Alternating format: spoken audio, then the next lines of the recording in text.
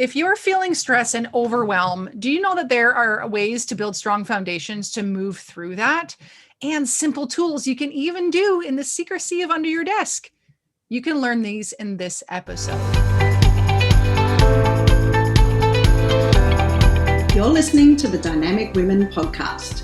Each week, you'll be inspired by our global community of women. They'll share with you tools and stories to help you be dynamic in every area of life. Here's your host, award-winning coach, and the CEO and founder of Dynamic Women, Diane Ralston.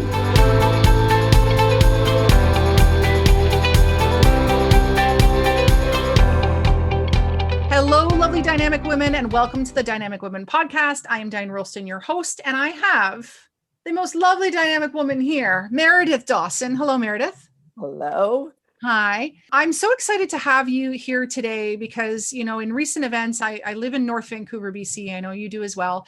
We have had some kind of crazy stuff happen in our world recently. If you've heard on the news, and this is in Canada, if you've heard on the news, there was a stabbing that happened locally. And so not only are we going through kind of the craziness of COVID, but now we're also going through the trauma of this experience. And just overall in general, I know listeners, if you can agree, stress, overwhelm, my goodness, these are two, on a good day, two things that still come into play. So I'm glad to have you here, Meredith. Can you share a little bit about yourself so that our listeners know what they can expect from you today? Definitely. Thank you so much for having me here, Diane. So yes, I do. I live here in North Vancouver. I grew up here on the North Shore of Vancouver. And I'm a lifelong learner. I have a passion for learning and for educating people. And it started back in my 20s when I moved into the realm and the arena of early childhood education. And I've been very lucky over the 25 years that I have been teaching to move through teaching young students, to teaching our older youth, and to even working with adults. And emotional regulation and understanding our emotional and mental health has always been a passion for me. So what I'm doing now, after 8 years with our local North Vancouver School District, is focusing on the tools and techniques that I can bring to you as a well-being educational consultant.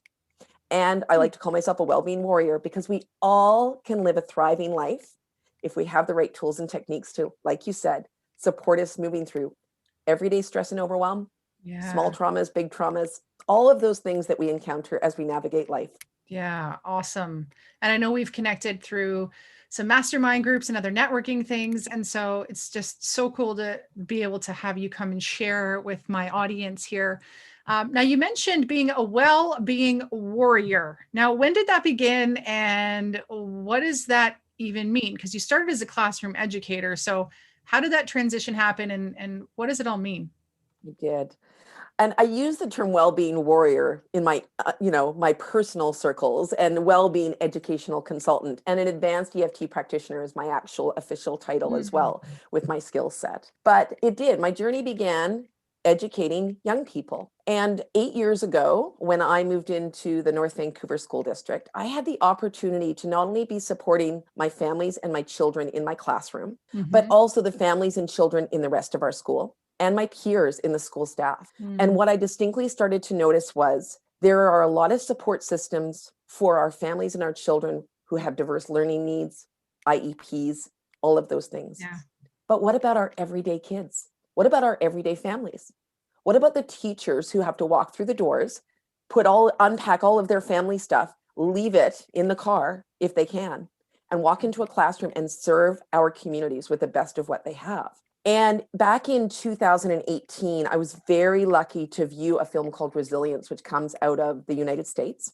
And it explores the impact that adverse childhood experiences, and they call it ACEs in the States, have on our future lives and how early intervention is key. So having children and our younger members of society have those tools and techniques so that when they do encounter small traumas, big traumas, over everyday stress and overwhelm, they have a map to be able to navigate those in a really engaging way and in a really simple way, because that's what we want, right? We want something simple. So my journey went from, if somebody could change this, if we could have more of these resources and really richly resource our younger community and then their families and their teachers, it was going to be me, because it wasn't happening. It's happening a lot for our older kids and for our adult section, but it's not happening in the younger years, where it is that transformation can be key. Yeah, is important. It's very important. So that's what I decided to do. And COVID was, as much as it has been a trauma and it has been challenging, it was also a blessing to me, because my program was going to have to change that I was running. And instead of trying to modify that and work within an old system, I decided to take the leap, become fully self-employed, and really be able to create the impact and influence I wanted to see in that community and throughout. So that's what I'm doing now. And what you do is so needed, so needed. So it's so cool to hear that you started, being an ECE. My Dynamic You program, I've delivered to ECEs, and I've spoke at the ECE conference, and what an amazing group of people who just give and give. And in my background as being a teacher, actually, I know that this is emotional labor, showing up at work all the time. Now, as part of the description for this episode that's in the show notes, and also that's where you're going to find all the info about you, you talk about getting back to breath and, the key to creating a thriving life. So what does that mean, back to breath? Back to breath. That's a great question. So when I had all of these different tools and techniques that I wanted to bring to the table for our community, I had a really fantastic question posed to me, actually at a networking event that we were at together, by one of our local business owners. And she said to me, what if you had to just choose one tool? What is that interlocking piece? And it came to me so easily. It was breath. It's something we all have. It's something we all share. We all have access to it. It's free and it's powerful, because it helps to move blocked energy, emotions, trauma through our systems. Because we actually do, when we go through any kind of experience that causes stress or overwhelm or big traumas, we actually create emotional memories in our system that act as triggers for our nervous system to let us know whether we're safe and we can kind of move through life and respond, or whether we need to react to be able to keep ourselves safe. And so I call it back to breath, because every single tool that I use within my program is to support you in calming your nervous system and coming back into a space where you do feel safe to process, to be able to move forward and respond over react and thrive over survive. So that's why it's really cool for me. It comes down to a quote I'd love to share with you, actually, please. That I think everyone here will, once you hear it, you'll understand. And it comes from a man named Viktor Frankl. And if you haven't heard of Viktor Frankl, he is an Austrian neurologist. He was a psychiatrist. He was an author of an amazing book called Man's Search for Meaning. And then he also is one of the survivors of Auschwitz. So this is a man who lived over a span of 90 years. And even though he had huge trauma in his life, he also said, you need to say yes to life. And he has this great quote that says, between stimulus and response, there is a space. And it's in that space that lies our freedom and our power, right? So you have to choose your response in that space. And in that response, that's where we find our growth and our happiness.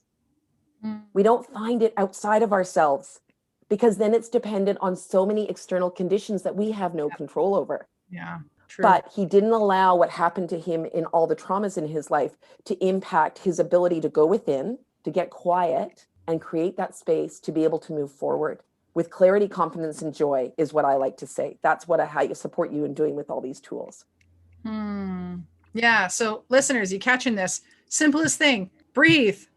Breathe well. But how frustrating, how infuriating is it when you are stressed and someone says to you, oh, just take a breath. It's not that bad.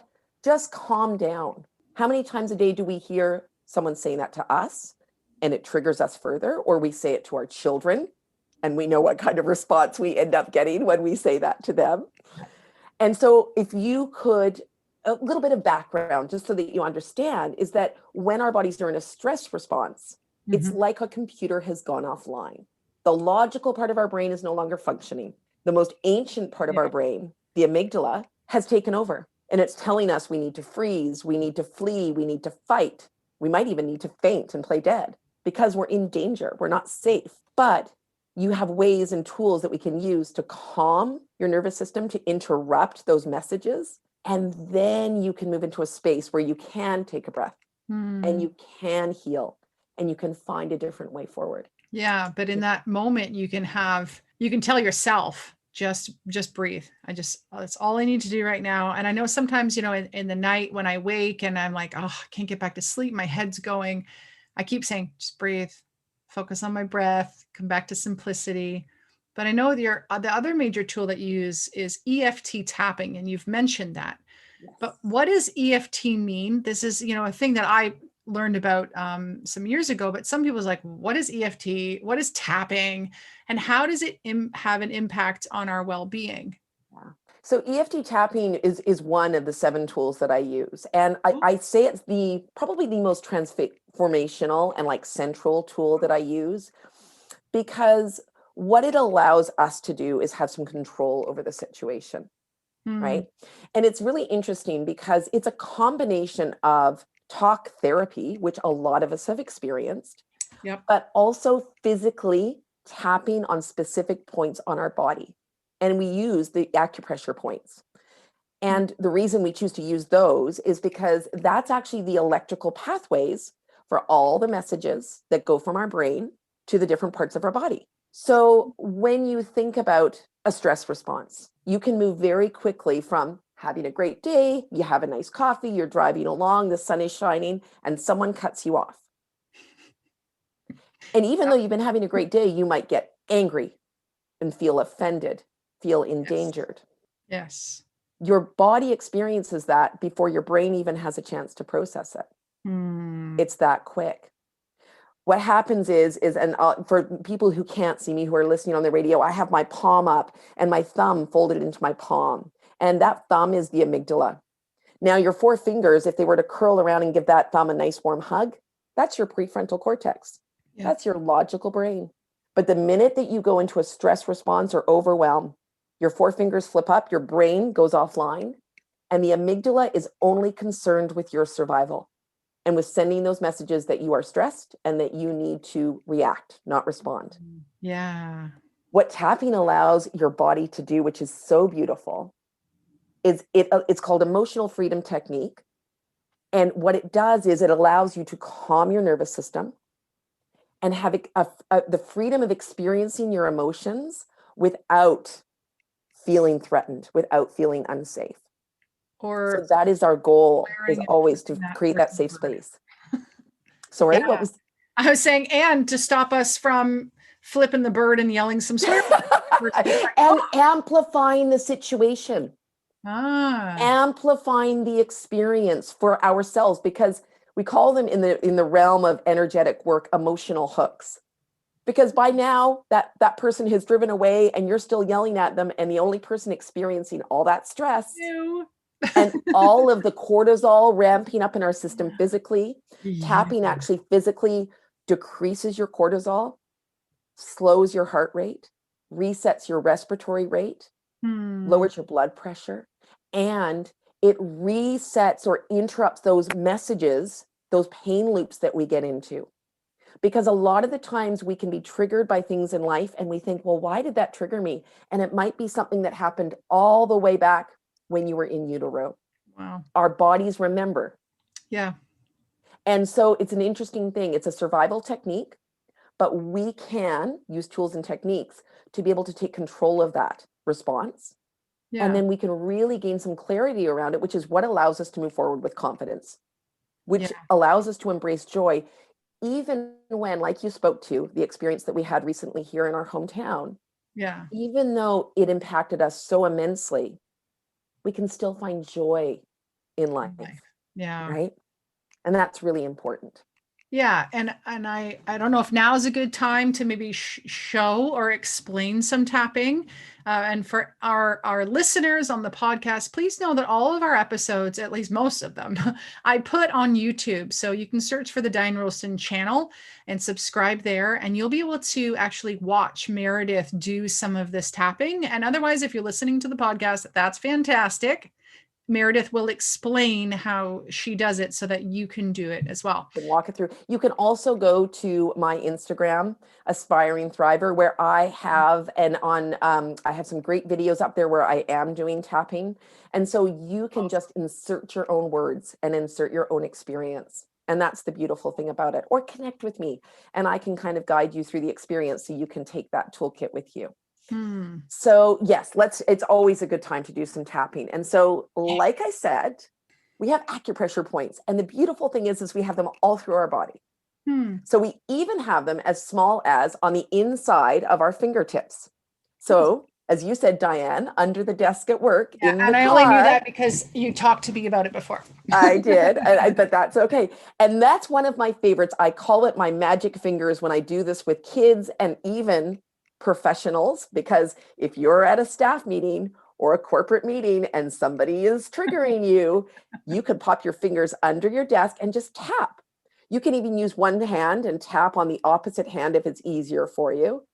And that is going to help to send a calming signal to your nervous system. Yeah. So you're basically just taking that thumb and tapping it with each finger a few times, then moving through your hand and moving through your hands. And you may not be able to speak out loud. You might just be in your head going, take a deep breath. It's okay. This meeting will be over soon. I wish I could disagree with them, but it won't be professional. So I'm just going to breathe, right? And you're talking to, I mean, come on, we all talk to ourselves. We all want that expert opinion, right? So we talk to ourselves, we turn inward for that guidance and for that clarity. Yeah. So that's one way that we can do it. I like it. We can also tap on all different parts of our body. And what you'll find is your body will respond at different times to the different points. So a really quick run through. We have acupressure points on what we call the karate chop point. So if you can imagine karate chopping a slab of wood, like they love to show on those videos. That fleshy part of your hand. That fleshy part on the side of your hand actually helps to take all the scattered pieces of your emotions and your experiences and bring them back into a very centered place in your body. Okay. So that's a really great one to do. And that's all you can do. Should we be tapping with all of our fingers minus the thumb? Just 2 of them, 3 of them? Does it matter? Whatever you're comfortable with. And I'm really glad that you reminded me of that, because there are people, especially ones with sensory issues. I find when I work with people who are on the autism spectrum, they may not like the sensation of tapping. So I have people who will rub that spot, and that is more calming for them. So it's all personal. You get to switch it up, right? You find what works for you. But if you were doing this, if you were tapping, you can tap fast, you can tap slow. Whatever is calming is key. Whatever is compassionate for you, because EFT is a beautiful, gentle technique. It's about moving your body, and I'm talking your mental body, your physical body, your emotional body, into a safe space. So you do what works for you. Now, we can also go through the body points. So typically, if you were doing a session, you would tap on the top of your head. Okay, like where you'd put your hat. Where you'd put your hat. Yeah. And then you would tap on your eyebrow points, just where your eyebrows come in together near the bridge of your nose. Okay. The side of the eyes, just by the eye bone, just nice and gently. Like the temple? A little bit further in even. Oh, okay. Just towards the eye bone a little bit. Further in. Oh, closer. Yeah, further in towards your eyes. Okay, yep. And then underneath the eyes is on the eye bone. So being very gentle in that spot. Underneath the nose, so just above your upper lip, that little space in between where you sometimes get that little divot. The chin point just below your lower lip. The collarbone point, which is just underneath your collarbones, you've got a lovely soft little place there. And this is a powerful one. This connects to our source of anger. And this can be any kind of thing that can come up. So you may find that this point in particular, a lot can come up for people. And it's a good time for me to let people know that any expression of emotion, you might be physically burping, you might find yourself feeling popping, coughing, laughing, all sorts of things. It's all of that energy, that old energy getting out of your system.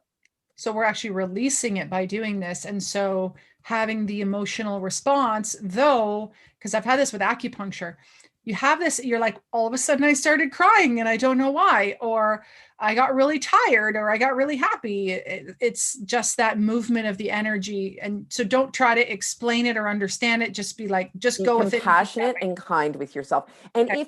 if you find it getting to be too much, you can pause and you can just go back to tapping on the side of the hand or placing your hands on your lap to ground yourself, right? Palms down. Now, there's a few more spots that I'll just quickly go over. So underneath the arms is actually around the bra line point below your armpits. So if you go down to where your bra line point is, that's what we mean by underneath the arms. That's a harder one to do. It's a bit of a harder one. Sometimes people will just use one side. If you can just tap on one side, that's okay too. And then underneath the ribs, and so underneath the arms is actually like a digestion point.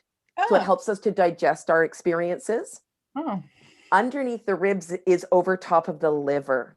So we're talking about expelling all of that negativity and that darkness, right?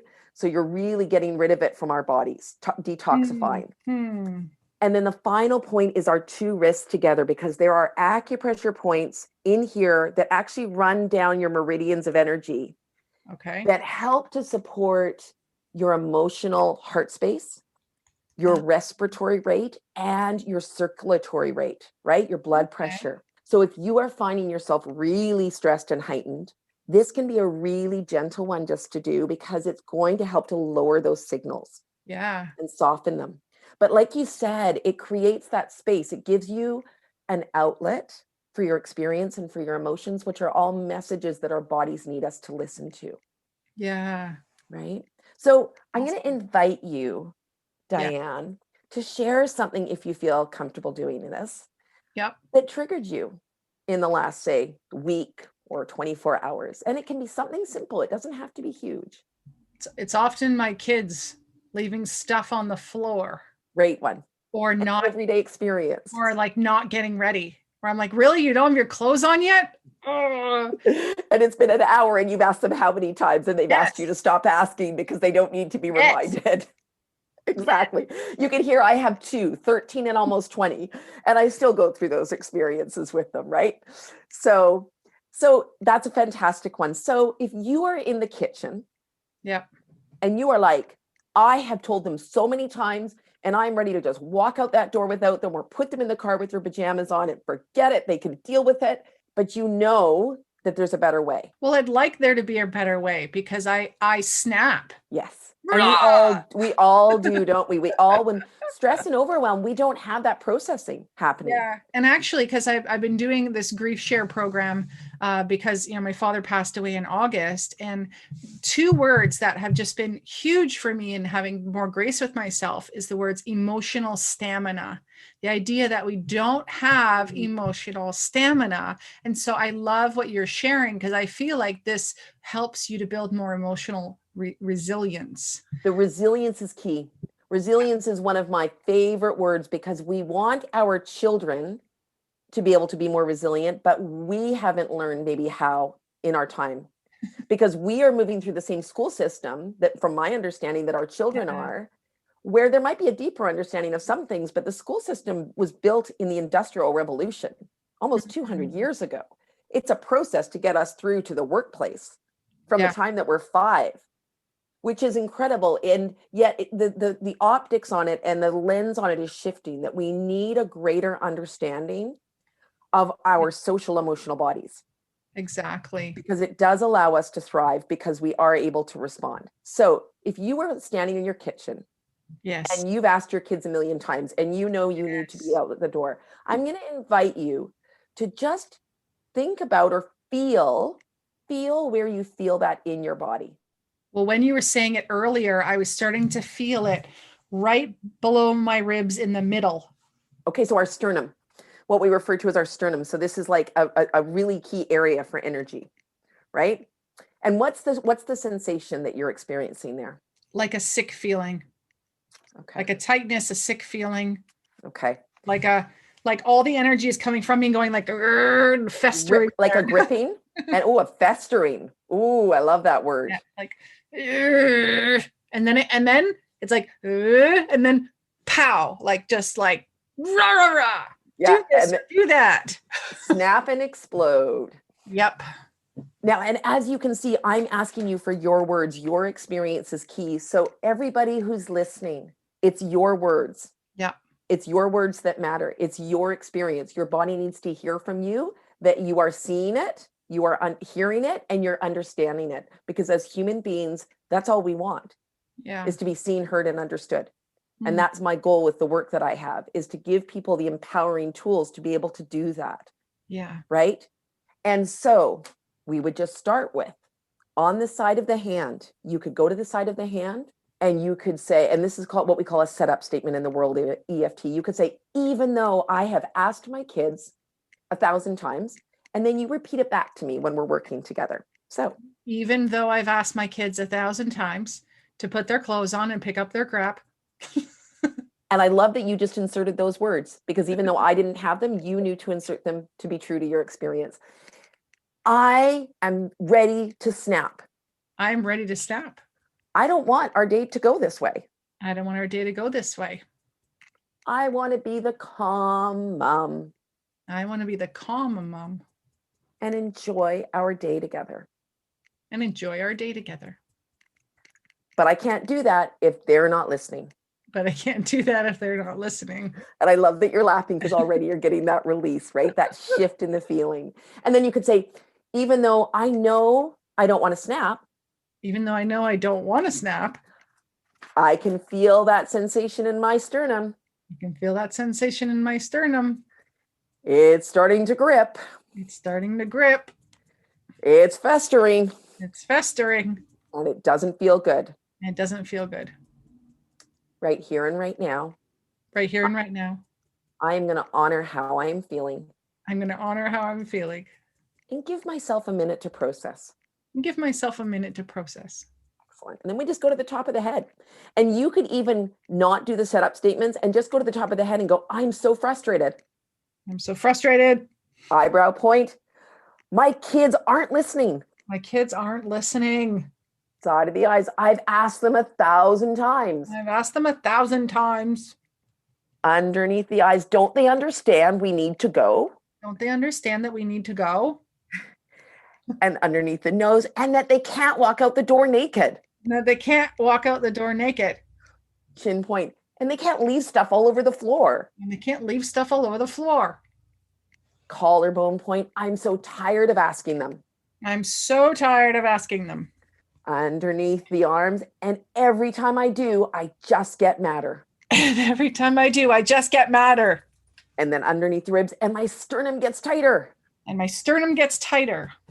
Wrist point. I can feel it. I can feel it. It's going to explode. Going to explode. Top of the head again. And then we just go through a cycle. I'm going to snap. I'm going to snap. And I don't want to snap. I don't want to snap.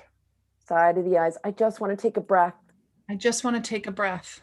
Underneath the eyes. I just want my kids to listen. I just want my kids to listen. But they're only kids. But they're only kids. And I realize sometimes kids don't listen. And I realize that sometimes kids don't listen. Collarbone point. Wow, sometimes I can't even listen. There you go. The last I can't even listen. Exactly. And as you can see, we're unfolding the experience. Yeah. We're unpacking the experience. We're peeling back all the noise and the layers. Because in the perspective of your experience is, I have to get out the door. The kids have to be at school on time. I'll be the bad mom if my kids are late again. If I'm late for that appointment, it will look bad. We have all these limiting beliefs that we have like basically layered on top of our experience. And you know what? At the end of the day, the world is still going to continue on. If we can move forward with more, okay, guys, I need to go. I have things that are really important to me. I can see that you're not ready to pick this up. So that's going to get done when we get home. First thing. Mm-hmm. Right now, we're putting your clothes on. End of story. Like, but you're able to move through it and keep yourself calm. Yes. So that you're responding, not reacting. And as I love to say with the families that I work with and the teachers, we want to add to the children's calm, not the chaos. Because it's not only our expectations that we're putting on a situation, we're just ramping up the stress level. True. Right? Ramping up the stress, ramping up the overwhelm, and then it tends to filter down and affect the rest of our day. Yeah. because the next day you might automatically be triggered when you trip over something on the floor. Right? We've all been there. Yeah. And I think even if it's in a personal setting at home or a professional setting, say that you're about to step out on stage to speak, or you're about to head a meeting, or you're about to do something and something happens. It can be the smallest thing that can trigger you. You can quickly turn to your smaller tapping points, or even like a stream of tapping, a stream of consciousness, we call it vent tapping, opening up the valve on that stress and overwhelm, and getting those feelings out of your body so they are not controlling your experience. You get to control your experience. You get to, I like to call it beyond control, consciously create your experience, right? So that's a really powerful thing. That gives you, it takes it back to you, how you create your experience in moving through that living room. And I could just picture it, right? Try to get out that front door. And actually what else I've just noticed is that I felt a little bit of tension in my shoulders. I've had a big day. I already told you I did a 2-hour training, and then I had a meeting, and I've got a lot of stuff after this interview, and then a lot of stuff happening. So I was starting to feel a bit of tension in my shoulders and that, and it's eased off a little bit. And see, that's the interesting thing, is that the first thing that you might have felt was the sternum, and then that might ease off, and then energy shifts and it goes to a different place, and we suddenly feel something else. And as we work with tapping, I mean, if we were to do an ongoing session together, we note those shifts, we follow the energy, and we just, we accept it. We want to be curious about it. We want to be like, I wonder if I decided to just leave the mess. How does that feel in my body? Oh, that feels a little bit better. That's a more satisfying thought. So maybe I could leave the mess and we could just deal with it later, and we could make it a game, right? Life isn't meant to be hard. We're not supposed to be pushing upstream. And when I love the analogy of a river, when a river comes downstream and it hits like a log, it doesn't get angry at the log. It just goes around it, or it moves over it, and it keeps on going. It finds a path for its purpose. So if we want to find a path to that front door, we might have to leave the mess, right? Like we have to be like, yeah, exactly. But in any way, shape, or form. Yeah. So I'm going to kind of wrap up a couple of my questions in together. Definitely. You use these with teachers, with educators. How is this, especially with what's going on right now? How are your tools? I already see how they're relatable. I feel like listeners, you can probably see how all of this can help everyone in every type of situation. And so I'm really curious about, what is your hope for the arena of education with well-being programs? And maybe you also want to bring in a little bit about, I know you do outdoor stuff with kids. Maybe you want to bring that in a little bit. Still have my foot in the game of teaching, because it's my first love. So really, when I think about how I support teachers, I mean, originally my work was intended to just go into the schools and to really provide this programming, because as I mentioned before, our schools as we know them, the school system, was created back in the Industrial Revolution with the purpose of getting our youngest members educated, informed, through into the factory systems, another system, so they could contribute to society. But our society has changed. Our foundations need to change, right? We don't build houses the same way. We know better ways, so we do better, so we can be better. I realized a couple of things, that for the foundations to change, there needs to be a trickle-down effect, because every day our kids are going into the schools and they're with the teachers. And then COVID has done us a favor, because it's really shone a brighter light on the cracks in so many of our systems in society. Yes. And cracks in the way we were choosing unconsciously to live our lives in a way that isn't satisfying, in a way that isn't thriving and fulfilling, so that we can flourish as humans. And so I shifted my focus to supporting the teachers, so that when they are feeling more engaged, when they're sensing that clarity, embodying those practices of self-care, of well-being, of mindfulness, they can then share it with their kids in their classroom. Their kids can then go home and be able to connect on a different level with their families. And it ripples out. So when it comes to our school system, what is my hope? My goal is that these well-being practices and programs become integral. And it's already started. Like, a little bit of hope is that it's already started, because back in 2017, when we here in BC at least got a new curriculum, and in 2018 it started to be implemented, they started focusing on 6 core competencies. And 2 of those are thinking And one of those is to do with communication, but the other three are interpersonal and social. Yeah. And it's to do with personal awareness. It's to do with social awareness and how we impact society. So can you imagine if, instead of being those adults that have to go to therapy and suddenly we're spending like a good chunk of our the life where we want to really enjoy it and be productive and have impact and influence, we're unpacking all the crud that we dealt with when we were kids, because we didn't have those tools and techniques. I grew up in a wonderful family, but I have an old school New Zealand parents who grew up in a different system in a different time. It was initially children are to be seen and not heard, like you're too emotional, all of those things that they say without even realizing the impact it has on how I grew up and perceived myself. Yeah. So imagine if we could support our teachers and the higher systems, because I work with in the corporate world as well, where it's like, imagine if we unpack that. So then when we're supporting our younger members coming up, they've got the tools and techniques already to be able to process our emotions, to have a deeper understanding of their emotional intelligence, which, to quote Simon Sinek, are not soft skills like we tend to say them. They're not soft, they're essential. Yeah. Connection, relationship, what has come to light with COVID, how essential those are, so that we can, as a community and as a broader society and as a world, actually not just survive this experience, but thrive in spite of it and thrive through it.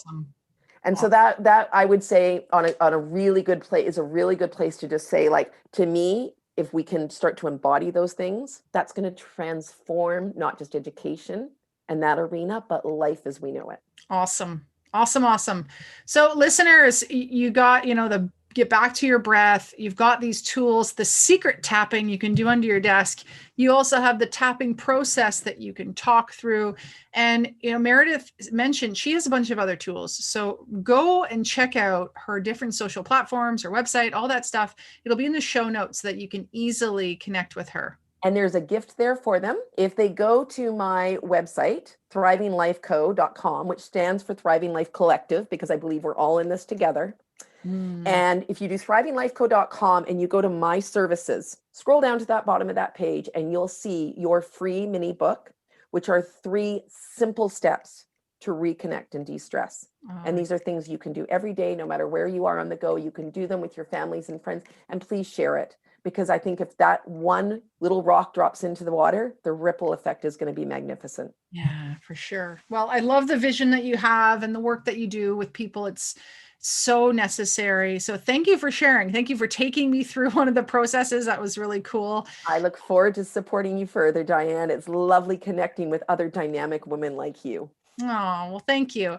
And so listeners, I always have really great guests on here who are at the head of the game in whatever their expertise is. And Meredith is in that category as well. So check out her stuff, and also make sure, share this with someone who is stressed out, who is overwhelmed, or maybe has some trauma that would need some tools, a parent that is struggling with a child.